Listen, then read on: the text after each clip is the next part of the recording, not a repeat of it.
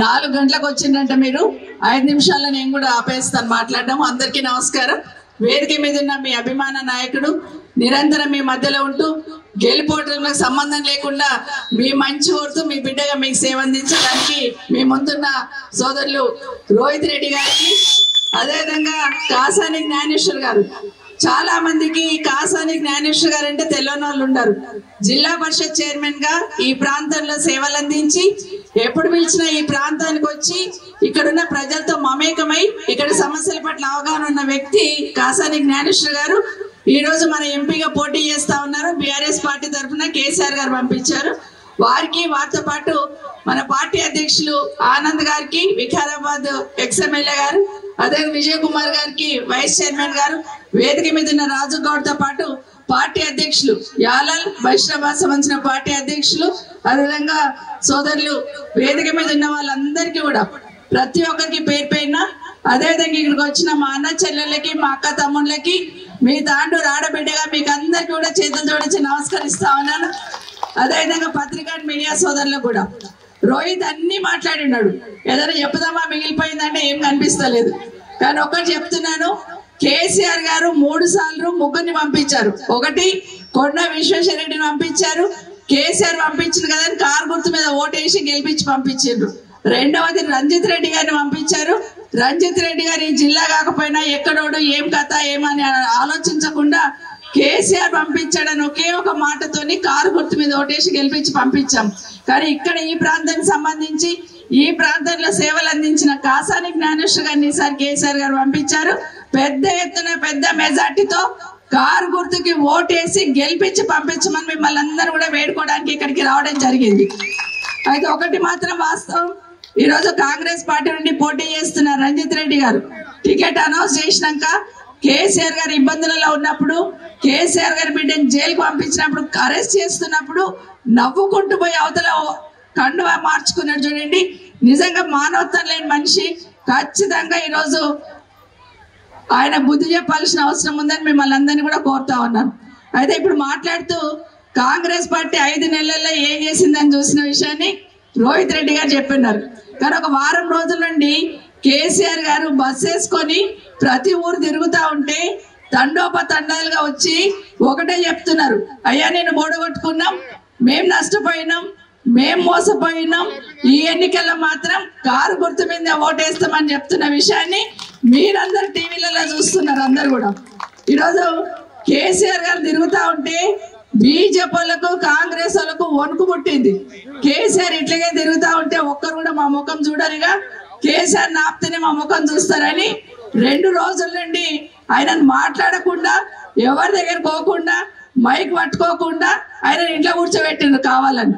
BJP Congress వాళ్ళు ఒకటైపోయి కుట్ర పని ఈరోజు కేసీఆర్ 2 రోజుల నుండి మాట్లాడకుండా చేస్తున్నారు. కానీ నిన్న కేసీఆర్ గారు ఏం చెప్పారు, నేను మాట్లాడకపోతే నా వెనుకున్న నా నాయకులు కార్యకర్తలు అందరు కూడా ఒక్కొక్కరు ఒక్కొక్క కేసీఆర్ అయి బయలుదేరుతారు, బీఆర్ఎస్ పార్టీని గెలిపిస్తారని చెప్పిన విషయాన్ని ఒకసారి గుర్తు చేస్తా ఉన్నాను. అయితే ఎన్నికల కన్నా ముందు కాంగ్రెస్ వాళ్ళు ఇచ్చిన హామీలన్నీ ఒక్కసారి గుర్తు చేసుకోండి. ఇప్పుడే మా ఆనంద్ చెప్తా ఉన్నాడు పక్కన, ఏం మాట్లాడిండు ఒకసారి చూపియండి మేడం, ఏం చెప్పినాడు, 2-3 అడగండి చాలు, రోహిత్ అన్ని చెప్పినాడు అని చెప్తా ఉన్నాడు. రేవంత్ రెడ్డి గారు వికారాబాద్ కు వచ్చినప్పుడు కానీ, రాష్ట్రంలో ఎక్కడున్నప్పుడు కానీ ఏమేమి మాట్లాడిండు మనందరికి తెలుసు కదా. ఒక 2-3 విషయాలు చెప్తాం. ఇప్పుడు తీసుకుంటే 10,000 వస్తుంది రైతు బంధు, కాంగ్రెస్ అధికారంలోకి వస్తే 15,000 వస్తాయి. వచ్చిందా? 2 లక్షల రుణమాఫీ గురించి, రుణమాఫీ అయిన వాళ్ళందరూ ఎంబడమై మళ్ళీ 2 లక్షల రుణం తెచ్చుకోవాలి. డిసెంబర్ 9 నాడు నేను మాఫీ చేస్తా. కాబట్టి రైతులందరికీ నేను విజ్ఞప్తి చేస్తున్నా, చేసిండా తెచ్చుకోవాలి, వచ్చిన ఎంబడే నేను రుణమాఫీ చేస్తాను. అయిందా 2 లక్షల రుణమాఫీ అయిందా? ఇప్పుడు పెన్షన్ తీసుకుంటే 2,000 వస్తుంది. కానీ 1 నెల వాయిదా పడ్డదంటే వచ్చే నెల మేము 4,000 ఇస్తాం. ఇస్తున్నాడా? ఫీజు కట్టకుండానే పరీక్షలు అన్నా. ఇట్లా ఒక 2-3 మాటలు చెప్తున్నాము. ఇదే కాదు, ఏం చెప్పిండు, రాగానే 500 రూపాయల గ్యాస్ ఇస్తాడు, ఇచ్చిండా? రాగానే కరెంట్ 200 యూనిట్లు మీరు కరెంట్ బిల్లే కట్టొద్దు అన్నాడు. ఇప్పుడు రోహిత్ చెప్పినట్టు బిల్లులు కట్టొద్దు అన్నాడు, మళ్ళీ బిల్లులు ఎందుకు పంపిస్తున్నాడు? దయచేసి ఆలోచించమని చెప్తున్నా. ఈ మధ్య కొత్తగా ఏం నేర్చిండి, 2 లక్షల రుణమాఫీ చేస్తా అన్నాడు కదా, ఈ 2 లక్షలు రుణమాఫీ కాకపోయేసరికి ఏ ఊరికి పోతే ఆ ఊరు దేవుని మీద ఒట్టు పెడుతున్నాడు చూస్తున్నాం కదా.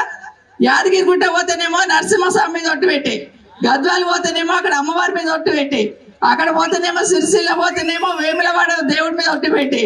ఇప్పుడు ఏమనుకుంటున్నాడంటే మన పద్మనాభ స్వామి ఉన్నాడు కదా, అనంతగిరి పద్మనాభ స్వామి ఉన్నాడు కదా, బాబాయ్ ఇప్పుడు ఇక్కడెక్కడ వస్తాడో నా మీద ఒట్టేడా పెడతాడో, రాకుండా ఉంటే బాగుండు ఆగస్టు అయిందాకా అనుకుంటున్నాడు. ఒకటి ఏం నడుస్తున్నదంటే ఈ 2-3 నెలల నుండి దేవుళ్ళ మీద ఒట్లు పెట్టుడు, కేసీఆర్ను తిట్టుడు, మైక్ పట్టుకుంటే కేసీఆర్ను తిట్టుడే తప్పిస్తే 5 నెలల నుండి ఏమైనా పని చేసిండ్రా? ఒక్కసారి ఆలోచించండి. ఒక్కసారి మోసపోయినారు, మళ్ళీ మోసపోవద్దు. దయచేసి గుర్తుపెట్టుకోండి. మొన్న రోహిత్ రెడ్డిని మేమైతే అసలు ఊహించలేదు. ఖచ్చితంగా రోహిత్ గెలుస్తాడు అనుకున్నాం, కానీ అవతల వాళ్ళు చేసిన మాయ మాటలు విని మీరందరూ కొంత అటు ఇటు పోయి ఉన్నారు. నిజంగానే ఈరోజు రోహిత్ ని ఊడగొట్టుకున్నందుకు నిజంగా బాధపడుతున్నారు అందరు కూడా. అట్లాగే కేసీఆర్ ని ఊడగొట్టుకున్నందుకు కూడా రాష్ట్రంలో అందరూ బాధపడుతున్నారు. ఈ విషయం దయచేసి గుర్తుపెట్టుకొని మీరందరూ రేపు జరుగుతున్న ఎన్నికల్లో ఖచ్చితంగా మన కాసాని జ్ఞానేశ్వర్ గారిని గెలిపియండి. ఇక్కడ మీకు ఏ సమస్యలు ఉన్నా కూడా రోహిత్ కి బలం అవుతాడు, మీకు బలం అవుతాడు. పార్లమెంట్ లో మీ గొంతుకై పార్లమెంట్ లో ప్రశ్నిస్తాడని మీకు అందరికి కూడా మనవి చేసుకుంటూ దయచేసి మీరందరూ కూడా, ఎందుకంటే ఇంటికి పోయి నల్ల అయిపోయి నీళ్ళు తాగితే ఎవరు గుర్తుకొస్తారు? కేసీఆర్ గుర్తుకొస్తాడు. ఊర్లో పోగానే ఎండగొట్టంగానే చెట్టు నీడకపోతే ఎవరు గుర్తుకొస్తారు? కేసీఆర్ గుర్తుకొస్తాడు. 24 గంటల కరెంట్ ఉండి ఇప్పుడు కరెంట్ పోగానే ఎవరు గుర్తుకొస్తున్నారు? కేసీఆర్ గుర్తుకొస్తా ఉన్నాడు. ఒకటి కాదు, ఈరోజు ఆడబిడ్డలు పెళ్లిళ్ళు చేసుకొని ఆ 1,00,000 రూపాయల కోసం ఎదురు చూస్తున్నారు అమ్మలందరూ. ఏమనుకుంటున్నారు? కేసీఆర్ ఉంటే రోహిత్ రెడ్డి వచ్చి 1,00,000 రూపాయలు చెక్ ఇచ్చిపోతుండే, ఇప్పుడు కనీసం ఆ చెక్ కూడా లేదు. తులం బంగారం దేవుడెరుగు చెక్కు లేదని తిట్టుకుంటున్నారు. అవ్వలు అందరూ ఏమనుకున్నారు? ఫస్ట్ కాగానే 5వ తారీఖు దాకా పెన్షన్ పడుతుండే, కానీ ఇప్పుడు ఏమైంది? మొన్న 26వ తారీఖు దాకా పెన్షన్ అయ్యలేదు. ఏమనుకుంటున్నారు వాళ్ళందరూ? అయ్యో నా కొడుకు కేసీఆర్ ఉంటే 5వ తారీఖు నాకు పంపిస్తుండే అనుకుంటున్నారు. మధ్యలో ఒక నెల డుమ్మన కొట్టేను గుంజుకున్నారు. అది కూడా 2,500 ఇస్తున్నారు. వచ్చిందా ఒక్కసారి ఆలోచించండి. గివ్వే అడుగుదాం, ఊళ్ళో ఏమడుగుదాము? రైతు బంధు 15,000 వడ్డోళ్ళు అందరూ కాంగ్రెస్ కోట్లు వేసుకోండి, పడనోళ్ళందరూ కేసీఆర్ కోట వేయండి అని చెప్పండి. ఈ రోజు 2,000 పెన్షన్ తీసుకుంటున్న వాళ్ళందరూ కేసీఆర్ కోట వేయమనండి, 4,000 వచ్చిన వాళ్ళందరూ కాంగ్రెస్ కోట వేసుకోమనండి. ఇవి చెప్పదా ఊళ్ళో కిందికి పోయి ఒక్కొక్క దగ్గరికి పోయి ఇవన్నీ చెప్పి మనమందరం కూడా కారు గుర్తు కోటేసి వేపించి పెద్ద ఎత్తున మళ్ళీ పొరపాటున గిట్ట అటు ఇటు ఓటేస్తే ఏమనుకుంటారంటే వీళ్ళు ఇంతే, ఏం చేయకపోయినా కూడా మా ఓట్లు వేస్తున్నారని ఇంకా విర్రవీగిపోతారు. కాంగ్రెస్ ప్రభుత్వం ఒళ్ళు దగ్గర పెట్టుకొని పనిచేయాలంటే కర్రు గార్చి వాత పెట్టాలి, అంటే ఓటు ధరనే సమాధానం చెప్పాలి. మీరందరూ కూడా పెద్ద ఎత్తున కారు గుర్తు కొట్టేసి కాసాని జ్ఞానేశ్వర్ గారిని గెలిపించండి అని మీకు అందరికి పేరు తెలియజేసుకుంటూ జై తెలంగాణ, జై కేసీఆర్, జై తెలంగాణ.